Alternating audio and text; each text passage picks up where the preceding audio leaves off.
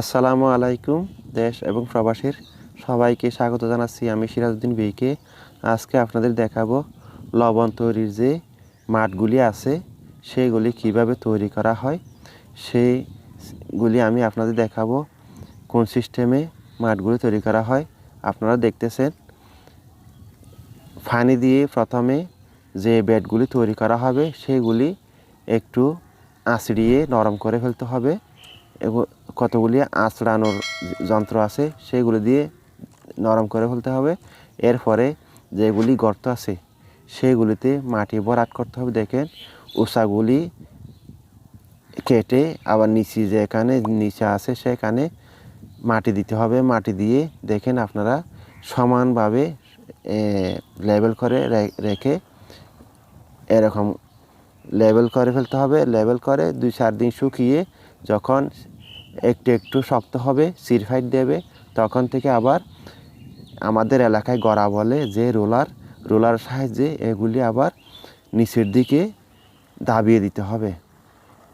দেখেন এখানে যেগুলি সিরফাইট হয়েছে সেগুলি আস্তে আস্তে ভরে যাবে এবং সমান হয়ে যাবে। এরকম করে অনেক দিন এই রোলারগুলি চালাতে হবে। এরকম রোলারগুলি চালাতে এমন একটা সময় আসবে এই ব্যাটগুলি একেবারেই সমান হয়ে গেছে। তারপরও কতগুলি উঁচা নিচা থেকে যায়। এখানে মূলত 1 বালতি পানি দিলে সব জায়গায় চলে যাবে। এরকম করে সমান করে ফেলতে হবে। লবণ তৈরি হওয়ার আগে এগুলি দেখেন আপনারা, এখানে কিন্তু লবণ কিছু কিছু তৈরি হচ্ছে।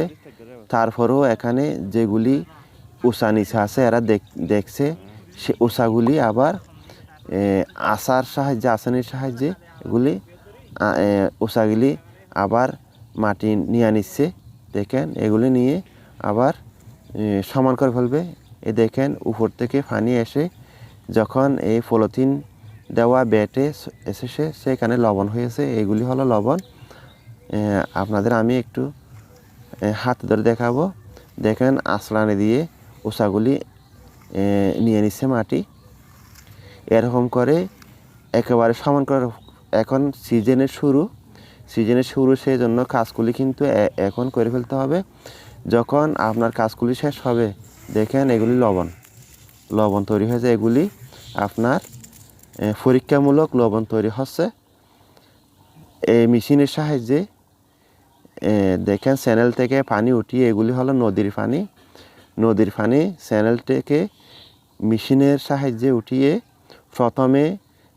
প্রথম স্টেপ আছে সেখানে পানি ওঠানো হয়। এখানে লবণ তৈরির জন্য 7 স্টেপে বরাদ্দ করতে হবে। দেখেন উপর থেকে 1, 2, 3, 4, 5, 6, 7 এরকম করে 7 স্টেপ হবে।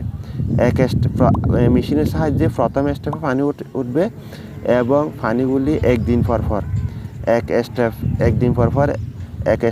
স্টেপ করে ট্রান্সফার হবে। দেখেন এখন আমি দেখাচ্ছি পলিথিন যেখানে বসানো হয়েছে এখানে পানি এখানে নামানো হয়েছে, কিন্তু উপরের স্টেপ খালি হয়ে গেছে।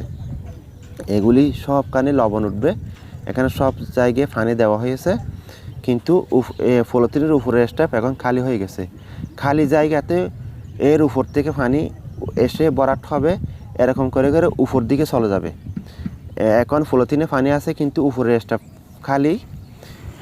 খালিগুলি উপর থেকে ভরাট করে করে একদম যেখানে চ্যানেল থেকে নদী থেকে পানি এসে সেখানে চলে যাবে। এরকম করে আপনার 7 স্টেপে পানি জমা থাকবে।